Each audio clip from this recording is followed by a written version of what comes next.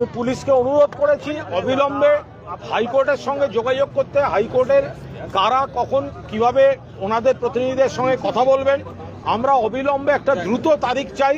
ওই বিশ্বজিৎ বাসু তার মনের মধ্যে অভিজিৎ গাঙ্গুলির কোনো প্রেতাত্মা লুকিয়ে আছে কিনা, যে একবার চেয়ার থেকে বেরিয়ে রাতারাতি ছিল ভগবান, চলে গেল বিজেপির ক্যান্ডিডেট হতে, তিনি আবার বিকাশ ভট্টাচার্যের কথা ছাড়া চলেন নাই, সবই তো একই বেরোচ্ছে।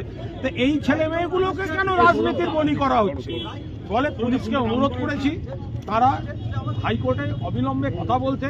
ওনারা যোগাযোগের চেষ্টা করছেন, যেহেতু 5টা বেজে গেছে, লোক পেতে অসুবিধা হচ্ছে। আমি বলেছি আরো 10 মিনিট সময় দিচ্ছি। দেখুন, প্রথমত এই এসএলএসটি চাকরি প্রার্থীরা প্রথমত রাজ্য সরকারের আগে দৃষ্টি আকর্ষণ করতে চেয়েছিলেন, আপনি আজকে রয়েছেন, তাহলে এখন এই পরিস্থিতি কেন দাঁড়ালো? তার জন্য আপনাকে গোটা কেস হিস্ট্রিটা পড়তে হবে। একদিন দুম করে কেস প্রশ্ন করলে হবে না।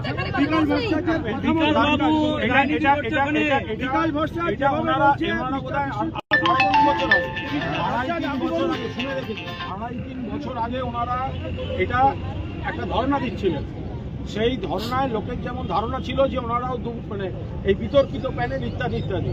তো আমি ঘটনাচক্রে প্রেস ক্লাবে একটা অনুষ্ঠানে এসেছিলাম, তখন এখানে দিদি আছেন, ওরা কয়েকজন আমাকে নিয়ে যান ওদের ধর্ণা মঞ্চে, এবং গিয়ে আমি বুঝতে পারি বাকিদের সঙ্গে এদের তফাৎ আছে। এই SLST, work education, physical education, এরা যোগ্য প্রার্থী, এদের কোনো সিবিআই নেই। এটা আমি মাননীয় মুখ্যমন্ত্রীকে জানাই, এবং মুখ্যমন্ত্রী সঙ্গে সঙ্গে ওনার দপ্তর থেকে অফিসার পাঠিয়েছিলেন ওনাদের মঞ্চে। যা যা করার করে মুখ্যমন্ত্রী এবং শিক্ষামন্ত্রী যখন দেখা যায় ওনারা বৈধ, ওনারা যোগ্য, তাদের রেকমেন্ডেশন লেটার দিয়ে দেন, এবং সেই রেকমেন্ডেশন লেটার স্কুল অ্যালটমেন্ট হয়ে যায়। এরপরে যখন এনারা নিয়োগের পথে যাচ্ছেন, সেই সময় বিলাসবাবু একজন অযোগ্য প্রার্থী হয়ে মামলা করে এদের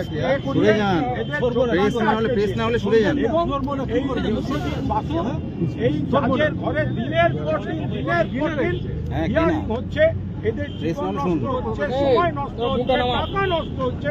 এটা কতদিন চলবে? আজকে হিয়ারিং ছিল, এক একদিন বিচারপতির এক এক রকম আবদার। একদিন বললেন রাজ্য সরকার এফিডেভিট দিক, রাজ্য দিল। পরের দিন বললেন এজি আসুক, এজি গেল। এক একদিন নিত্য নতুন আবদার করছেন। ফলে এনারা মানসিকভাবে বিপর্যস্ত, আর্থিকভাবে বিপর্যস্ত। প্রধান বিচারপতির হস্তক্ষেপ চান। আজকে কোর্ট থেকে ওনারা যোগাযোগ করেন।